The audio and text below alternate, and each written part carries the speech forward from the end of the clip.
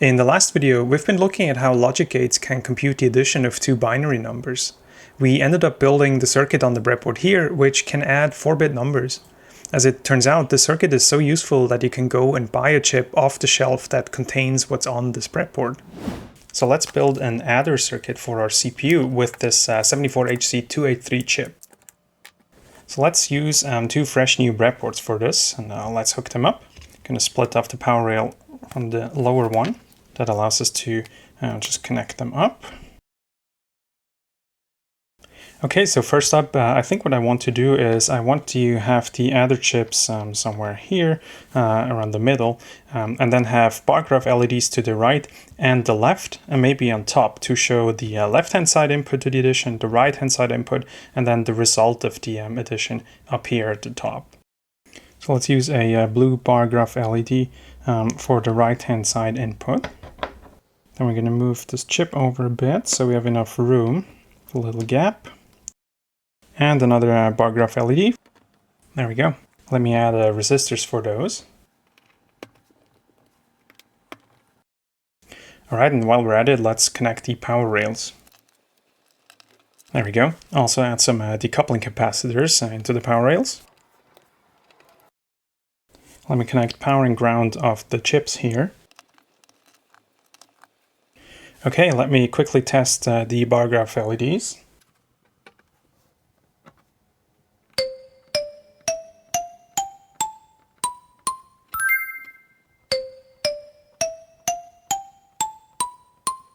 Alright, that seems to be working. So we're going to chain these two adders together by feeding the carry output of the first adder here to the carry input of the upper adder. And that way these two 4-bit adders form one big 8-bit adder. And so the two of them together will still have a carry input here at the first adder and a carry output here at the second adder. And so let me add two LEDs here such that we can observe the carry input and the carry output separately. All right, let's give those a try. Great, that seems to be working. Let me connect the carry out LED here to the carry out pin, which is here in the top right of this chip, pin number 9. And apparently it's already producing a value. Let me disconnect power so we're not shorting anything out. So that gives us the left and right hand side inputs visualized on these bar graph LEDs. And then these two adder chips are going to compute the result. And I think it would be good if we could observe the result somewhere up here. So let me add another set of bar graph LEDs up here. Let me quickly check if they work.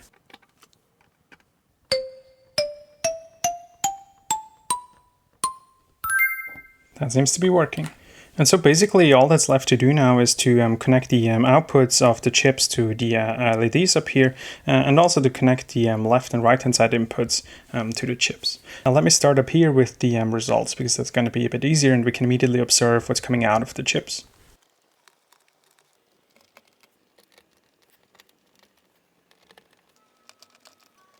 Alright, so that's the outputs hooked up, and that will allow us to observe the full 8-bit result of whatever numbers we're adding together. Okay, now to the fun part, connecting these two 8-bit values up to the adders. Let's hook up the right-hand side input to input B of the adder, although it doesn't really matter.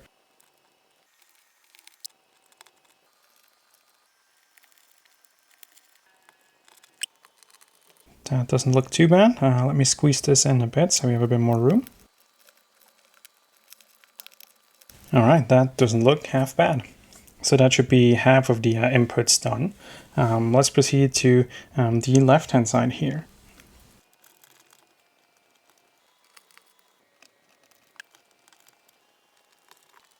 Alright, there we go. So that's all the pins connected.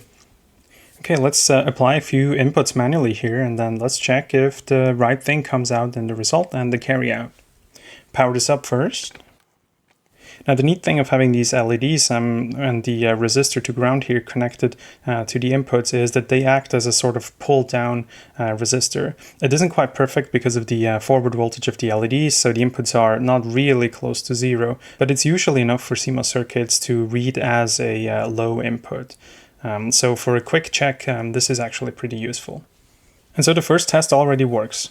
0 plus 0 and no carry input, so also a 0. is 0. So that looks pretty good. Let's set the right-hand side to 1. Looks pretty good.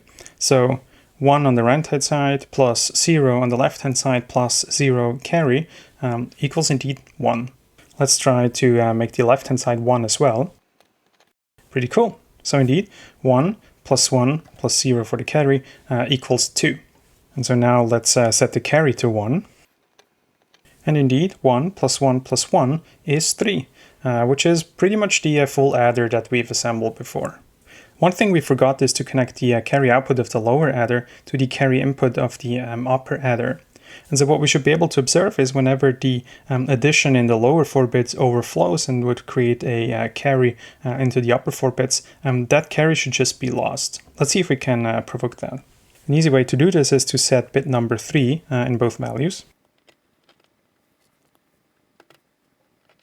And as you can see, there was some flashing here because the carry input here is floating, so it's going to assume some random values. But if you look at it more closely, the 1 plus 1 plus 1 in the lower few bits, that actually generates the 3. But what gets lost is the 8 plus 8 here in the third bit. That together sums up to 16, which would require the carry out of the lower adder to feed into the carry in of the upper adder. And that doesn't happen. As you can see, if when I move my finger closer here, this actually jumps around because there's the floating input. So let's connect the carry out to the carry in up here. And so if I toggle the third bit here, you should actually see this carry work with you should see this value jump back and forth. And that's exactly what happens. So perfect. So that's the carry between the chips working, which is great. Then we also want to have a situation where the uppermost bit is set. Set bit number 7 here on the right-hand side. And maybe set bit number 6 on the left-hand side. All right, so the uppermost bits of the output are set here. And what we should be able to do is trigger an overflow of the output by setting the topmost bit of the left-hand side as well, which if we sum the left and right-hand side together, is going to overflow into the carry out. Let's see if that works. And yeah, that works. The topmost bit of the output goes off, but now there's actually a carry bit coming out of the adder. So that all seems to be working. That is pretty great. Now those were just a few spot tests, but we can bring in this tester PCB here that we have built a few episodes back, and we can hook up the inputs and outputs of the adder we have here to this tester board, and then quickly run a Python script that just tries a few random values and sees if the adder works correctly.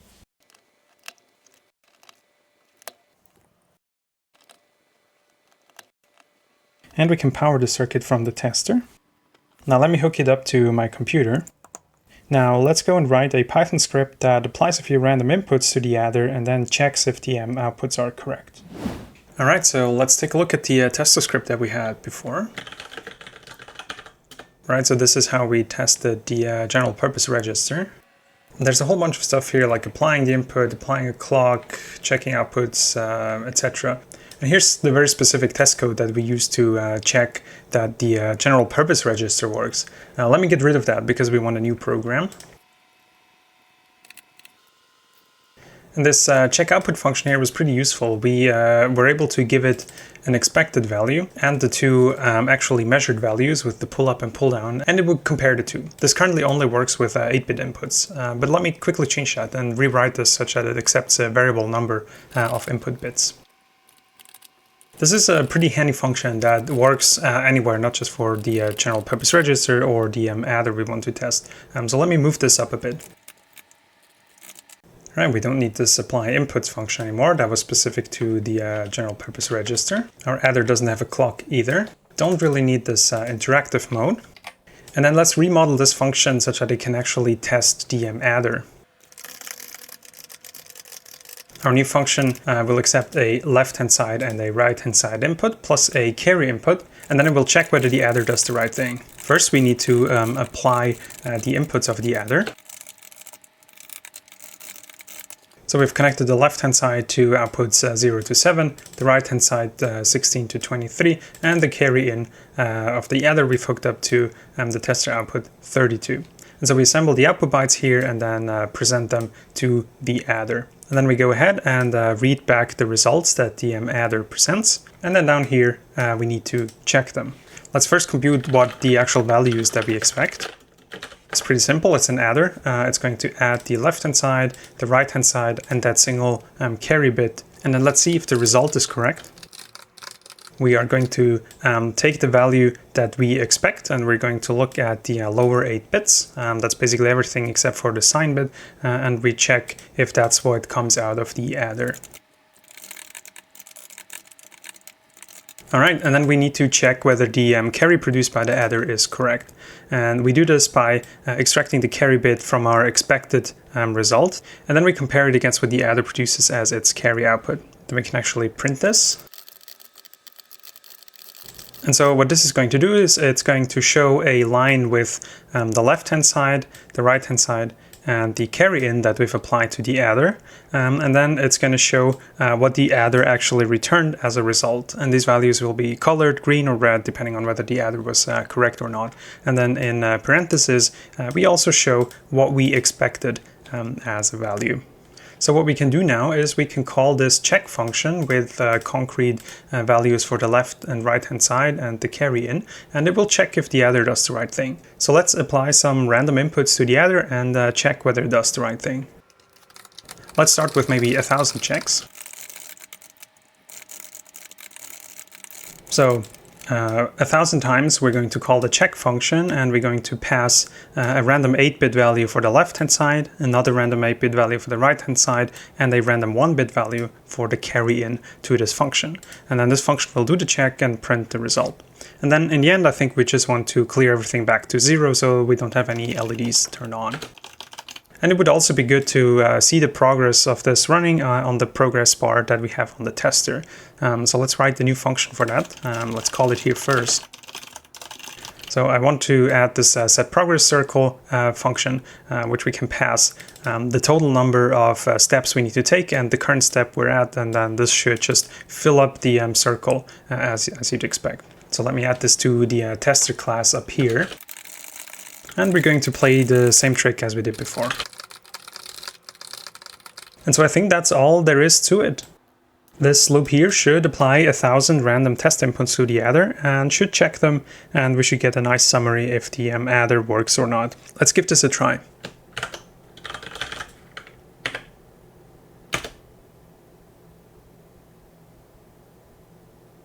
Very cool, so that seems to have worked. Apparently we can apply 1,000 test inputs to the adder and it will just run through all of them and produce the correct result. Alright, so I'm pretty confident that the adder we've built is actually correct and it's adding numbers properly.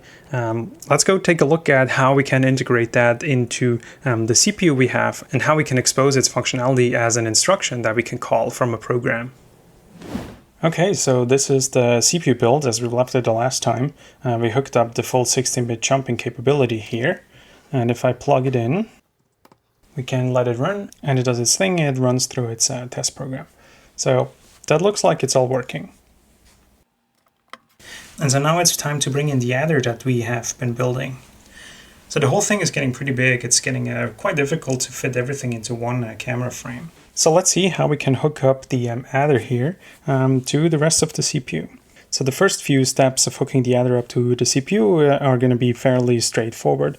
What we want to do is we want to take the left and the right hand side inputs of the adder from whatever comes out of the register file. So basically the RD1 and the RD2 port.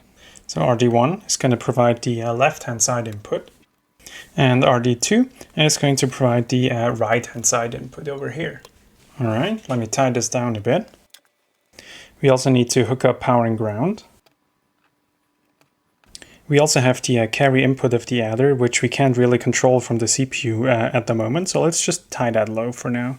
And so with the adder hooked up to the register file, what we should be able to do is run the existing program, and the adder will just take whatever comes out of the register file and sum it up and present it here as a result. And we're not doing anything with it yet, but at least we can check if this is working. All right, this looks good. So we're in reset. Let me step out of reset. Let me step through the first few instructions that clear the register file. So now we're doing a jump relative with immediate.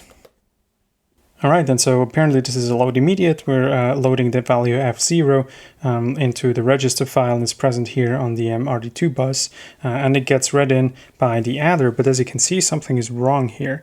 The uppermost bit here of the adder is not set. So it looks like this cable might be busted.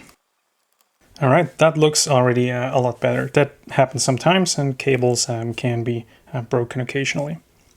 All right, so this looks good. So if I step through the program, we should see different patterns of bits appear on RD1 and RD2, and we should basically see the adder do its thing. And as you can see, we're adding RD2 and RD1, and indeed, that's the result we would expect. All right, great. So the adder seems to be doing its thing. We're not using the result yet, but things are happening, which is pretty cool. So let's think about what we need to store the result of the adder back into a register. And so if you look up here, right now the write data port of the register file is directly connected to the RD2 port of the register file. This has allowed us to either read a register out on RD2 and then store it into a different register by this forwarding connection, or use the immediate bits in the instruction and push those onto the RD2 bus and then store it into a register. But now we have a new situation. Now we have two sources of values that can be written to the register file. Either we want to do this move operation where we move a value from one register to another, or from the immediate bits into a register, or we want to do an ALU operation where we actually take the adder result and write that into the register file. So this direct connection we have up here, this needs to go away now. And so what we need now is a way to decide which value gets put on the write data bus. Is it the move value coming out of RD2, or is it the ALU result coming out of the adder? We can use a similar approach as we used here on the RD2 bus, where we have this immediate buffer here, which can drive the immediate value from the instruction onto the RD2 bus, and then the RD2 bus is disabled. We can use the same tri-state buffer chip we use for the immediate buffer here, and actually have two of them both connected to the write data bus.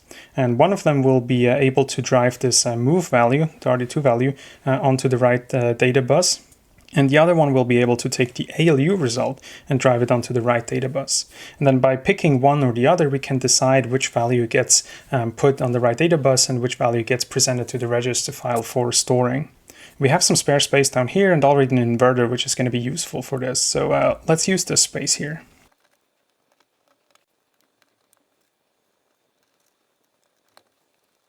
All right, so that's two of these buffers, the same ones we had here, connected up here. Let me hook them up to power and ground.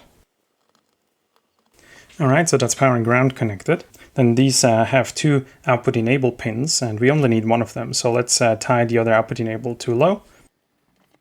And then let me cross-connect the output side such that we have one bus here at the output.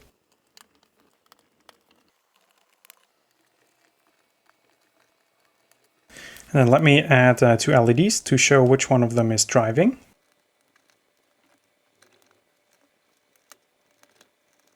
All right, so that's the two buffers. Now we need to decide which one of them should be driving.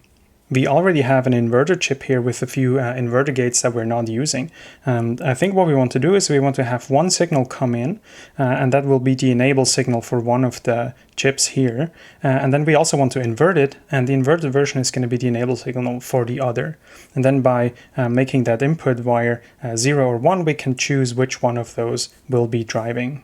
So let's feed the output enable of the first chip here into the inverter. And then we're going to take its output and feed it to the second chip. So let me power this up and let's see if we can toggle between the two chips. So by pulling the line low, we can enable the right-hand buffer. And by pulling it high, we can enable the left-hand buffer. So that looks pretty good. So we have another bit here that allows us to decide whether we want to write the RD2 value into register, which is like a move operation, or whether we want to take the ALU result and write that into the register. And if we take a look at our instruction encoding, bit number 2 in the instruction is currently unused. So what we can do is we can take bit number 2 from the instruction and use it to control the signal here, which chooses whether the ALU is enabled or the move is enabled. So that's bit number 2 here. And we're going to use that as the select wire to choose which one of the buffers is writing. And since we haven't used the bit yet in the instructions, we've always assigned it to a 0. So this line will be constantly 0 right now for all the instructions we currently have. And so if you remember, a 0 is going to select the right-hand buffer. So the right-hand buffer is going to be our move buffer, which is just going to copy the RD2 value and drive that onto the register. And then the left-hand side buffer here is going to be our ALU buffer, and it's going to drive the ALU result from over here onto this right data bus. So this wire here is the RD2 bus that we currently have. We're bringing this over from over here to the driver here. And I think what we can do is we can interrupt this and basically make another hop via this new buffer we have here. We can use one of these short wires here. We hook this up to our buffer. And then we're going to continue on from here to the RD2 port. So things are starting to get a bit crowded now that we're routing all these buses around the CPU. Okay, so that's the RD2 connection, and it's now stopping by this move buffer here, which is able to take the RD2 value and drive it to this bus up here, the white one.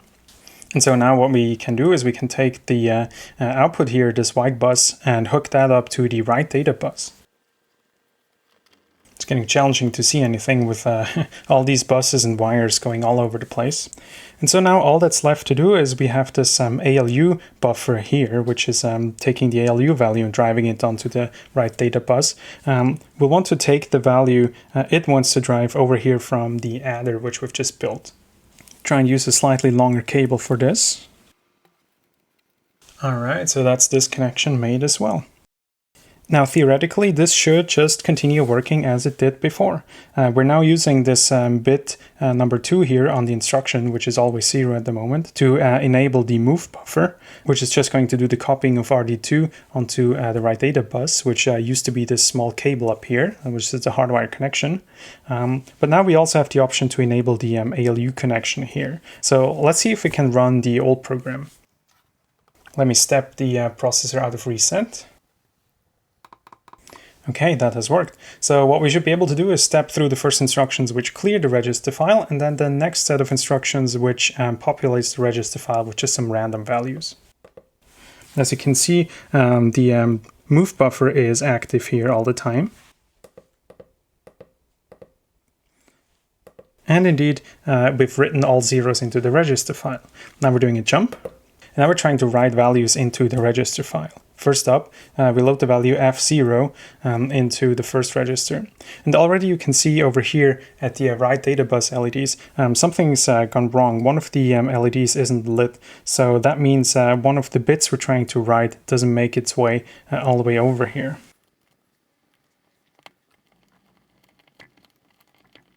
And indeed, one of the wires here was connected in the wrong place.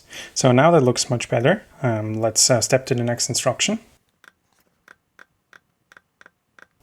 All right, perfect. We've copied all the values into the register file as we used to do, but now it's been going through this buffer here. And the ALU result we have not been using for now. So let me power this down, and then let's take a look at the binary we have, and let's extend the assembler to actually allow us to write add instructions into our program, and then to basically properly encode them such that the add instructions will switch this buffer here off and turn the other buffer on, such that we're no longer moving the RD2 value into the register, but we're using the ALU result as the data that we want to write into the register. So let's update our instruction encoding. So we've now defined this bit number 2 here, and it's actually picking which write back buffer to enable. If it's 0, it's the move buffer, and if it's 1, it's the ALU that's getting a chance to write back to the registers. All right, and this now gives us the opportunity to have new instructions. First up, we're going to have an add instruction, which is going to add the value in RD to the value in RS and then store everything into RD. And we can have an add with immediate, which is going to take the value in RD and the immediate value, add them up and store the result into the RD register. Let's come up with an encoding for those. The lower two bits are going to be 0, so we are in stepping mode because we don't want to do anything with the program counter. But then bit number 2, we want to set to a 1 because these are ALU instructions and we want to have the ALU write back its result into the register file. And then for the immediate operation, we also want to set bit number 3 because this chooses whether the second operand is an immediate or not. And then the next 4 bits here are the destination register address, similar to how it worked for LDI and move. And then for the add, we want to set the next 4 bits to the source register address, pretty much like we did for the move. And then for the add with immediate, we want to set all the upper bits to the immediate we want to add. All right, that looks pretty good. Let's write down the hexadecimal encoding. So this is going to be a 4, and the lower 4 bits here are going to be a C. And then in both cases, the upper 4 bits here are the destination register. Then the regular add has the source register next, and the add with immediate has the immediate value in the upper 8 bits. All right, so that should be all that's needed. That's our 2 new instructions that we can do now that we have this ALU write-back mode. Let me actually scroll down and delete this program we have been assembling in here, because we have an assembler now and it's much more convenient to use that to code up the programs. So that's our new instruction set architecture. Now let me pull up the test program we've been using to test our assembler. There we go. We cleared some register, we loaded some interesting pattern, we had some relative chumps that we tested, a few knobs, we have halt, absolute chumps, and then some interesting pattern loop here. And then here at the beginning, let's just throw in a few add instructions so we can make sure that the assembler works. For example, we can add the value 9 to register R0, which contains a 0 at this point. Maybe add the value 10 to register R1, and then add the two together. Let's see if we can run this through our assembler and if this actually works. Pretty much as we expected, the assembler now complains about an unknown instruction, which is correct. It has no idea how to do an add with immediate. So first up, let's teach our assembler to parse the add instructions. And so if we go down a bit to the instruction parsing, this is where we parse the individual instructions. And I think what we can do is we can reuse the move and the load immediate parsing, because the add and add with immediate look almost the same. And we can copy this here. We swap places. And then first up, let's parse the add instruction. So that's just a regular add. As we did with the move, we will just parse 2 register operands. And then we're going to need a new opcode for this add. And then the add with immediate is going to be exactly the same. It's going to work the same as the load immediate. It has a destination register and an immediate operand. And we're going to need a new opcode for that. So let me add the opcode right here. And that should now at least let us parse the program. Let's see if that works. Yeah, so apparently it parses the program, and now the assembler complains about it not knowing how to encode the add with immediate instruction. But as you can see, it's trying to print out the instruction, and it's basically printing it in this raw form here, which is just showing the object in memory. So let's go and define a pretty printing for this instruction so we can print it back out.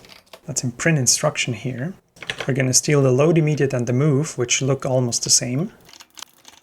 And then the add just prints as an add, and the add with immediate opcode prints as an add with immediate. And as you can see, there's a lot of repetition, especially when printing. Basically what we do is we just print the opcode and then call print operand with all the operands we have. So this looks like it could use some refactoring in the near future, but not today. Let's see if this works. Yeah, pretty cool. As you can see, it's now printing the instruction in a pretty format as you'd expect it, no longer in this raw format here. But now we're complaining about the instruction not being encodable, so let's go fix that. So encode instruction, it's going to be the same story again. We're going to steal the encoding for load immediate and move. And then we're going to encode the add, and the add immediate. And so if we go back to our ISA file here, we can see that the add instruction has a 4 in the lower 4 bits, and the add immediate has a C in the lower 4 bits. So we can write this in here. The add has a 4 in the lower 4 bits, and the add with immediate has a C in the lower 4 bits. That's basically just this ALU write back flag that we set. All right, let's see if this works. Yeah, that looks pretty good. So we get a output, an assembled binary, but let's actually turn on the verbose mode so we can see the full assembly listing and how the instructions got encoded. And if I scroll up here, you can see this was the first segment here where we cleared the entire register file, and here are the new instructions, the add with immediate and the regular add. As you can see, it has the C and the 4 in the lower 4 bits, and then it's the usual encoding of the destination register in the next 4 bits, and then the source register in the next 4 bits, or an immediate value in the next 8 bits. So this seems to be working. And so I think what we want to do now that we have the ability in the assembler to emit programs here, and we have an ALU in the form of an adder attached to the CPU, I think we want to write a new test program that basically goes in and tests this new ALU. So let's do that. Let's create a test ALU program. So first up, let's do the same thing as we did before. Let's clear the registers to 0. Let me copy this over from the old program. And we're not going to do a jump relative here because we're not interested in testing the jumps anymore. We've seen that those work. So that one goes away. And let's maybe add 2 NOP instructions here so we can we have a small break in the program that is easy to spot. All right, and so at this point, all the registers are cleared to 0. And now I think a good first test for the adder is us trying to compute the Fibonacci sequence of a few numbers and maybe fill up the register file with the sequence of those numbers. So at this point, all the registers are 0. And if we say that R0 is the first Fibonacci number, it's already 0, so that's perfect. And then we need another number to basically kickstart the Fibonacci sequence. So let's load the number 1 into register R1. Now I want to compute the next value in the Fibonacci sequence. And what we want to do is we want to add the value in R0 and the value in R1 together, and this gives us the next value in the sequence. But we can't just write add R1, R0, because what this would do is it would add R1 and R0, which is what we want, but then it would store the result in R1, which would basically override this Fibonacci number that we have here. So I think what we want to do first is we want to copy one of the values into the next register further down into R2 and then do the addition there. So instead of directly adding on R1, let's move R1 into R2. So this is basically just copying the 1 value here into R2. And then we are going to do the summation in R2. And this is going to produce a 1 again because register R0 is a 0 and register R1 is a 1. And then we copied R1 into R2, and that's where we're adding the R0. And then we can basically continue this pattern. Next up, we're copying this value in R2, which is the 1 here. We're copying it into the next register, R3, and then we're doing the summation there with register R1. Basically what this does, this move and this add together, what they do is they store in register R3 the summation of R1 and R2, which is the definition of the Fibonacci sequence. And we can just copy this, and R3 becomes R4, R2 becomes R3, and R1 becomes R2. And then the next value that we expect here is 3. It's basically this and this value summed up. The next value is going to be 5, 2 plus 3, and one more. R6, R5, and R4. And this value here is going to be 8, the 3 plus the 5. And so we've arrived at the register R6, which is the last register we have. And what this code here does is it goes through all the registers and populates every single register with one number of the Fibonacci sequence. R0 has the first number, which is 0. R1 has the second number, which is the 1. R2 the third, fourth, fifth, and so on. And then our register file will read 0, 1, 1, 2, 3, 5, 8, which is the Fibonacci sequence. And it would be cool if we did another pass over the registers and computed the next numbers in the Fibonacci sequence. So let's think about that. So we're going to have to do the same pattern. We want to take the value in R5 and copy it to the next register, R7, and the R5 becomes an R6, and the R4 becomes an R5. But now R7 doesn't exist. We only have from register R0 to R6. So we want to wrap around and go back to register R0 here. And that's exactly what we do. And then this is basically a summation of R6 and R5, which is 5 plus 8, which is number 13 that we want to see. And then let's do another one here. R0 becomes R1, the next register. R6 becomes R7, and R5 becomes R6. And then again, R7 doesn't exist, and we put that into register R0.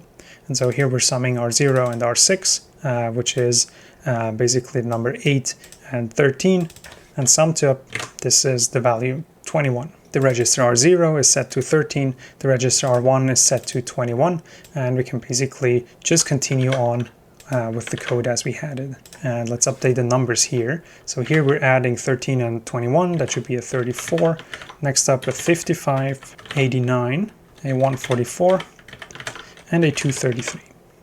And that's basically the Fibonacci sequence. We're going to write the entire stack of registers twice. And then coincidentally, the last number we're writing here, this 233, is actually also the largest number we can fit in a register. The next Fibonacci number would be quite a bit bigger. So this has given all the adds a good test. Let's maybe add 2 NOP instructions again to have a clear break in the program.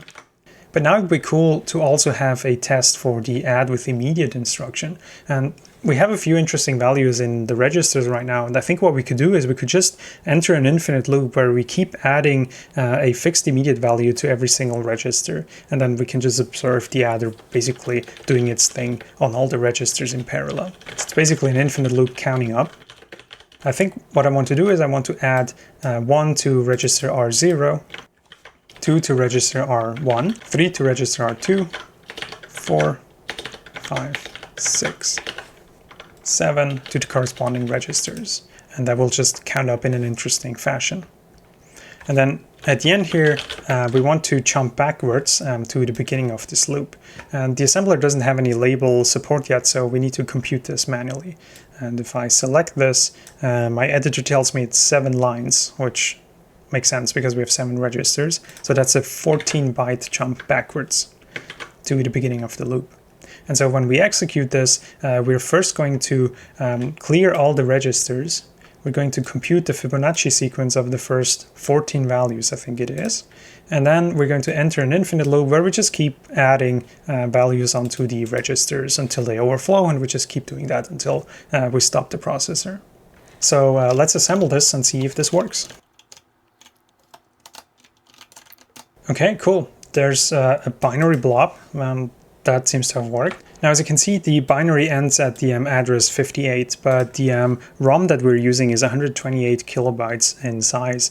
So we need to tell our assembler to actually make the output binary exactly of the right size. Otherwise, we're not able to program it into the memory. So we have this -s option, which specifies the target size of the binary. And if I run this now, you can see the end of the binary is at 20000, which is perfect. Now let me write this to a file. Perfect. And let's also look at the program listing itself. And that looks pretty good. That's the usual clearing that we've already seen with the usual encoding, 2 NOPs. And then we have this interesting new piece of program where we have a lot of these add instructions that just keep adding up the Fibonacci sequence, then another 2 NOPs, and then we enter this infinite loop. And as you can see, the jump here at the end of the loop, it's going to jump back to address hex 48, and that's indeed up here, and it's basically just going to loop here infinitely. So let's write this into the program memory. That's our flash chip. We want to write. The thing we want to write is the test ALU binary.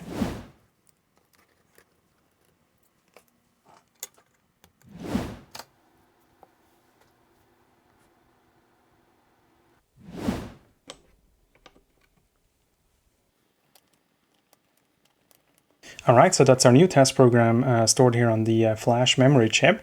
Let's power this thing up and let's see if we can step through the program and we can make use of the new adder that we have here.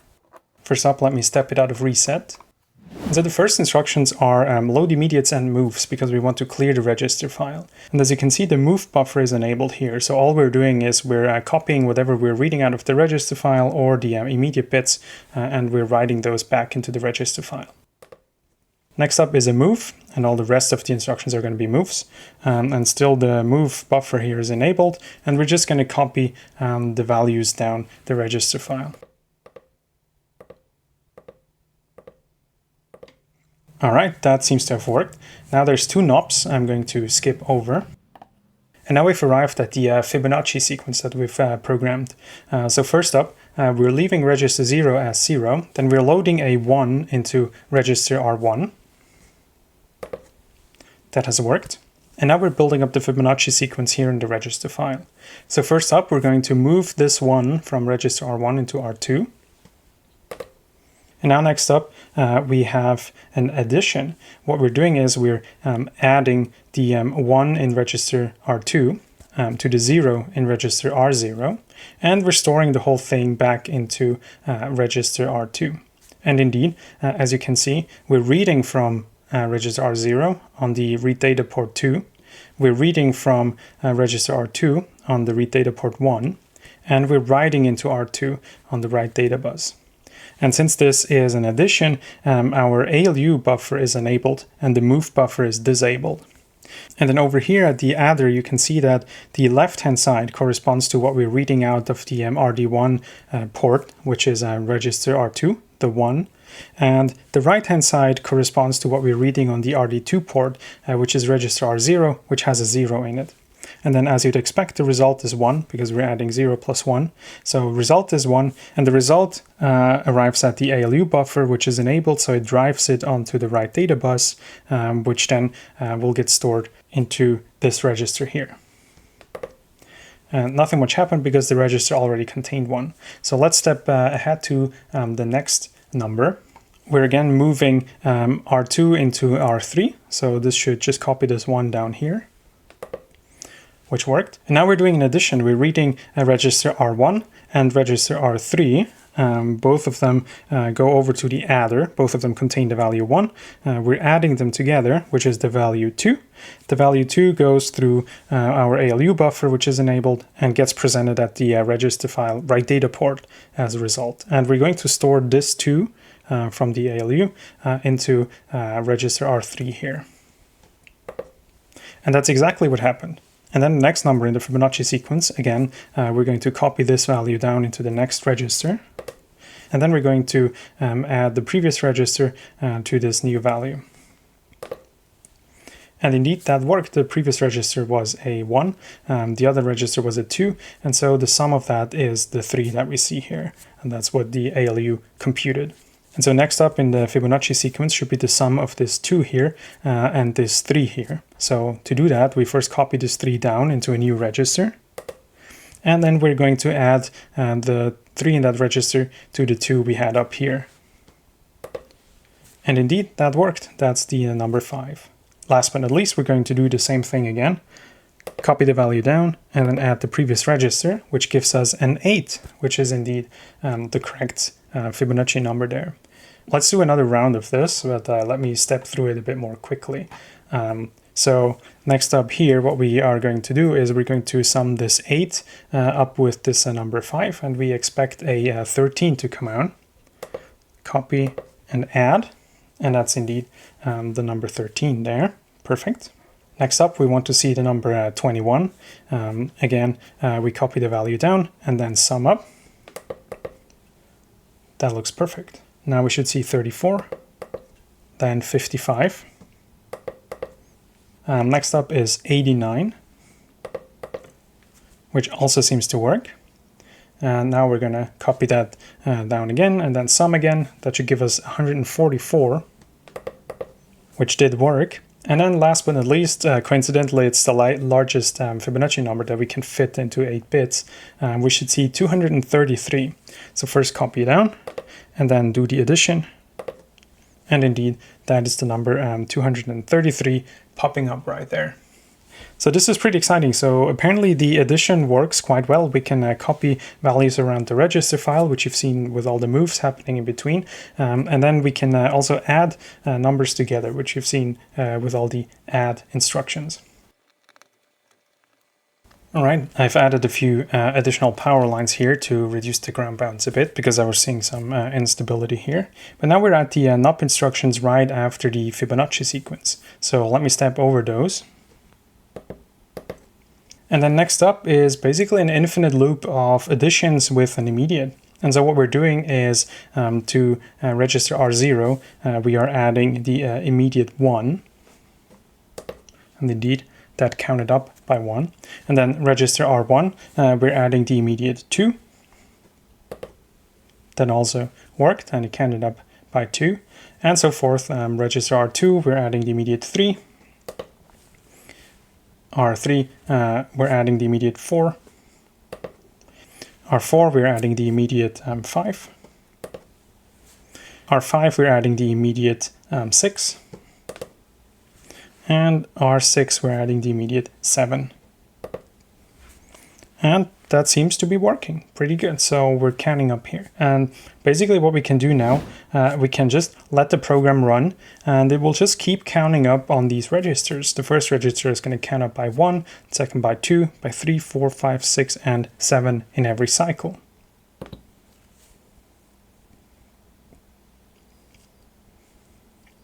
And that's exactly what happens.